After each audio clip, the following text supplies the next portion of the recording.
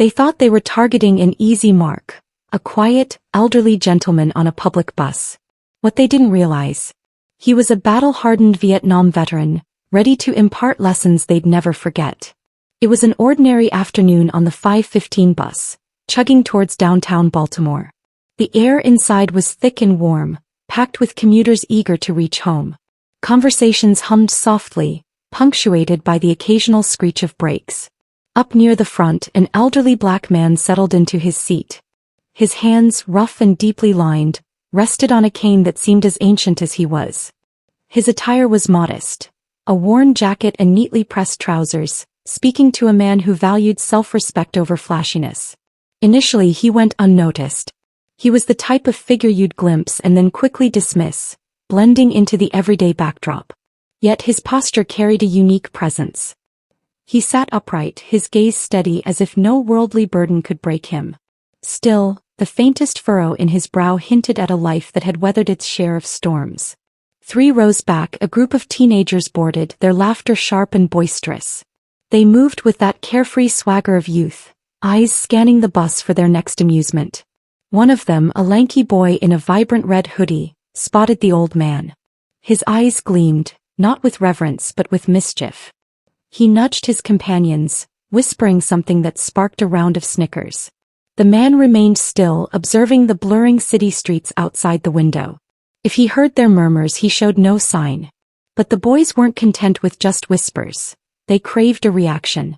"Hey, old man," the boy in red shouted, his voice slicing through the bus's hum. "Did you lose your walker or something? Bet you're waiting for someone to carry you home, huh?" A wave of tension rippled through the bus. Some passengers flicked glances at the boys, others at the man. Most, however, kept their heads down, feigning deafness. The elderly man shifted slightly in his seat but remained silent, his gaze fixed on the world beyond the glass. Red Hoodie smirked, emboldened by the lack of pushback. He rose, swaying slightly as the bus hit a bump. "What's wrong? Cat got your tongue, Grandpa?" The man's fingers imperceptibly tightened around his cane, but his expression stayed calm. A faint glimmer of something, perhaps patience, flickered in his eyes. He slowly turned his head just enough to meet the boy's gaze. In that brief moment something shifted. There was no anger in his look, no fear, just a quiet, unyielding strength that seemed to settle the air around him. The boy hesitated for a split second, but his pride wouldn't let him back down. The bus continued its rattle down the road, passengers silent and tense as if awaiting the inevitable. Little did they know the old man's silence wasn't weakness. It was a deliberate choice. A choice that would soon change everything. The teenagers' laughter grew louder, echoing off the bus walls as if demanding attention. The boy in the red hoodie leaned closer, his voice dripping with mockery. "What's the matter, old man? Too good to talk to us?" he sneered, drawing a chuckle from his friends. One of them, a stocky boy in a backward cap, chimed in, "Probably can't hear us. You need a hearing aid too." The elderly man remained seated, his cane now resting firmly between his knees. His face showed no emotion, no hint that the taunts had pierced his calm demeanor. But his calloused, steady hands tightened ever so slightly around the worn wood. He briefly glanced at the floor as if rooting himself to the present. Across the aisle, a young woman shifted uncomfortably, casting a wary look at the teenagers before quickly returning her attention to her phone. A man in a gray suit adjusted his tie, burying his nose deeper into a newspaper, his discomfort clear. No one wanted to get involved. The boy in the red hoodie smirked at the silence. "Look at him," he said, turning to his friends. "Dude probably thinks he's too good for us. What are you, some kind of king or something?" "Yeah," another boy added, "you gonna knight us with that cane, Grandpa?" The taunts were sharp, their voices tinged with youthful recklessness. They laughed louder, encouraged by the man's silence and the passenger's refusal to intervene. The old man shifted slightly, tilting his head as if observing a distant memory only he could see. "Say something," Red Hoodie demanded, his tone now edging into irritation. "Or are you scared?" The bus lurched to a stop at a red light, the sudden jolt momentarily silencing the chatter. The old man finally spoke, his voice low but firm. "Respect is a lesson some people only learn the hard way."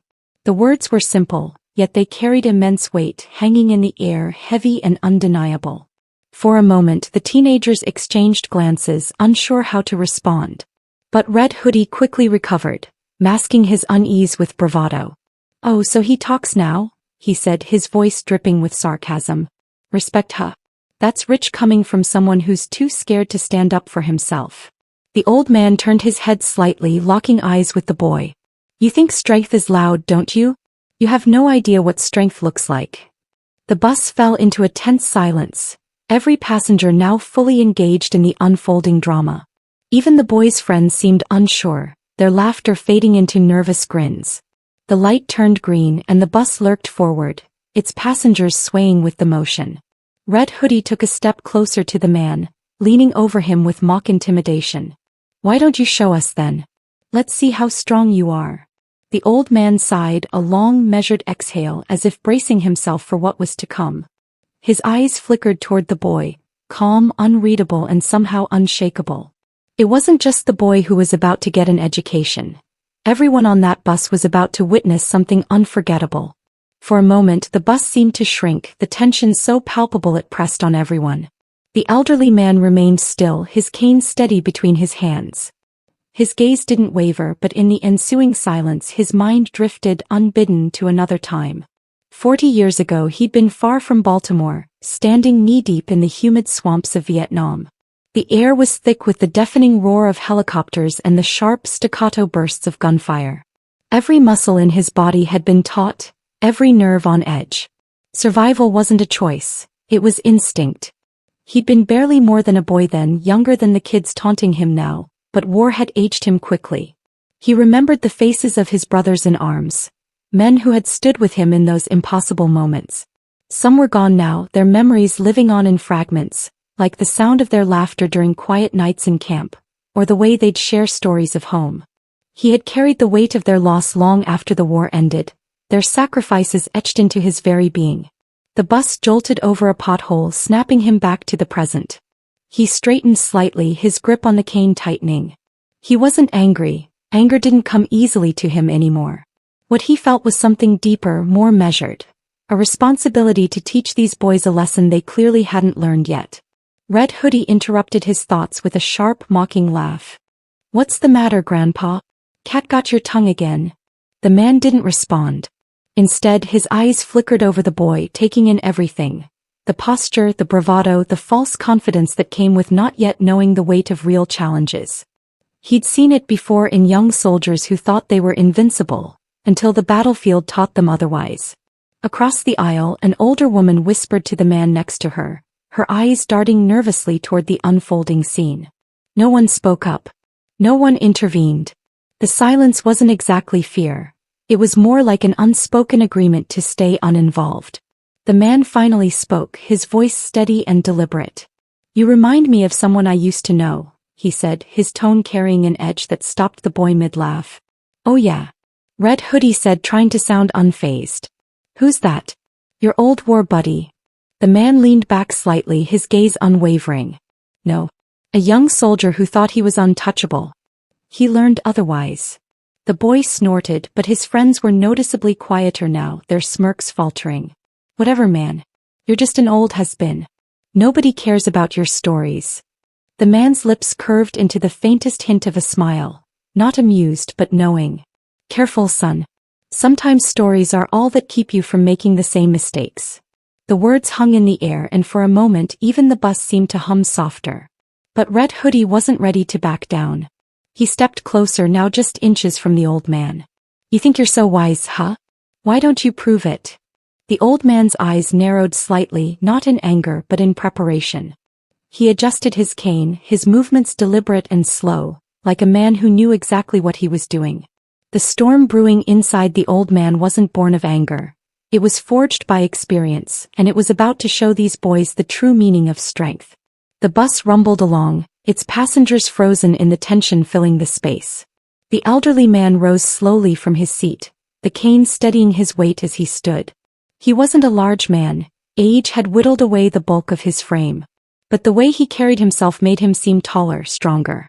The boys watched him, their smirks fading as curiosity began to take hold. "You want me to prove something?" the man asked, his voice calm, almost quiet. yet somehow commanding the attention of everyone on board. His eyes locked onto Red Hoodie, unwavering. "Let's talk about proof." Red Hoodie chuckled nervously, taking a half step back. "What, you're gonna hit me with that cane, old man?" The man's hand brushed the top of the cane, but he didn't lift it. "No," he said simply. "But I will teach you something your mouth clearly hasn't learned: restraint." The air felt charged, the kind of energy that prickled at the back of your neck. The other passengers watched with wide eyes, some leaning forward as if not to miss a single word. "Do you think this is strength?" The man continued, gesturing at the boys posturing loud words and attempts to embarrass someone in public. "It's not strength. It's fear. Fear that the world will see you for what you really are." The boys' friends shifted uncomfortably, their confidence visibly waning. One of them muttered, "Come on, man, let's just sit down." But Red Hoodie wasn't ready to let it go. His pride was on the line now, and he couldn't back down in front of his crew. "You don't know anything about me, old man," he shot back, though his voice lacked its earlier edge. "I know more than you think," the man replied, his voice still calm, steady. "You see this cane? It's not just a stick. It's a reminder. Every scar, every ache in these old bones comes with a story. Stories of battles fought not with fists but with courage, discipline, and honor. Things you wouldn't understand because you've never had to earn them." The boy's bravado faltered. His hands clenched into fists, but he didn't move. The old man leaned in slightly, his gaze piercing. "Do you know what it's like to watch your friends die so you can live? To carry their memory with you every single day, knowing you owe them more than you can ever repay?" The words hit harder than any punch could have. The boy blinked, his jaw working as if he wanted to say something, but no words came. The bus was silent except for the rhythmic thrum of its engine. The other passengers were riveted by the scene unfolding before them. "You're lucky, kid," the man continued, his tone softening just slightly. "You don't have to learn these lessons the hard way. But keep going like this, disrespecting people, thinking the world owes you something, and you'll find out soon enough. And when that day comes, you'll wish you'd listened." The boy's face turned red, not from anger but from shame. He looked away, his shoulders slumping slightly. His friends avoided the old man's gaze, their earlier laughter now a distant memory. The bus driver glanced in the rearview mirror, his brow furrowed, but his hands steady on the wheel. No one else moved. The silence was deafening, filled only by the sound of the bus gliding down the road. The old man straightened, his posture as unyielding as ever. "Now," he said, his voice firm, "take your seat or get off this bus." Red Hoodie hesitated for a moment, then muttered something under his breath before retreating to his seat. His friends followed, their heads bowed, their bravado shattered. The confrontation was over, but the lesson had only just begun. And it wasn't just the boys who had something to reflect on. As the teenagers sank into their seats, the tension on the bus began to ease, though the silence lingered. Passengers exchanged quiet glances, some with approval, others with disbelief. The elderly man remained standing for a moment, his grip on the cane firm but relaxed. His gaze swept over the bus, landing briefly on each passenger before he slowly returned to his seat. A middle-aged woman sitting near the front finally broke the silence. "Sir," she said, her voice hesitant but respectful, "that was brave." Her words carried a mix of admiration and guilt, as if she regretted not speaking up sooner. The man turned his head slightly, offering her a small nod. "It wasn't bravery," he replied, "just doing what needed to be done." Behind him, Red Hoodie and his friends were unusually quiet. The boy stared out the window, his arms crossed tightly over his chest. His friends whispered amongst themselves, their voices low and subdued. It was clear they had been shaken not just by the man's words, but by the realization that their actions had consequences beyond a quick laugh. The bus rolled on, its engine humming softly. A young man near the back, wearing headphones slung around his neck, spoke up. "Vietnam, right?" he asked, his tone tentative but curious. The old man turned slightly, his expression unreadable. "Yes," he said simply. "My grandfather served there," the young man continued. "He never talked about it much, but when he did..." His voice trailed off and he glanced down at his hands. "Thank you for what you did. For what you gave." The old man's lips curved into a faint smile. "We all gave something," he said. "Some of us more than others." The words hung in the air, heavy with meaning. Several passengers nodded quietly, the weight of his statement sinking in. The atmosphere on the bus had shifted entirely. Where there had been tension, now there was reflection. A shared understanding of the gravity of the moment they had just witnessed. One of the boys in the group, the stocky one with the backward cap, cleared his throat awkwardly. "Sir," he said, his voice barely above a whisper, I'm sorry. We shouldn't have said those things." The man turned to look at him, his expression softening slightly. "Apology accepted," he said.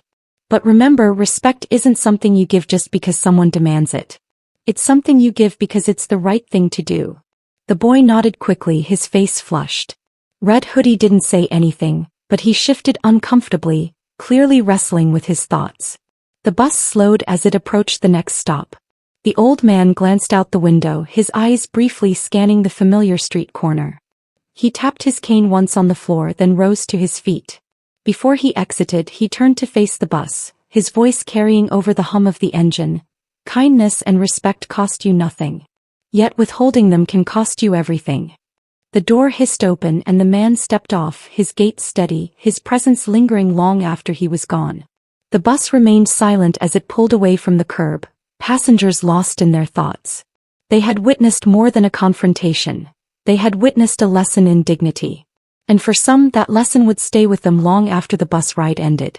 As the bus rolled on, the atmosphere remained heavy with contemplation. Conversations that had once filled the space with idle chatter were now whispers or complete silence. For many on that ride, the old man's words echoed louder than any noise they'd heard all day. Red Hoodie sat slumped in his seat, his once bold posture deflated. His friends avoided eye contact with each other, their faces a mix of guilt and embarrassment. Across the aisle, the young woman who had earlier stayed silent now stared out the window, her reflection faint in the glass. She had been a bystander like so many others, but now she questioned why she hadn't done more.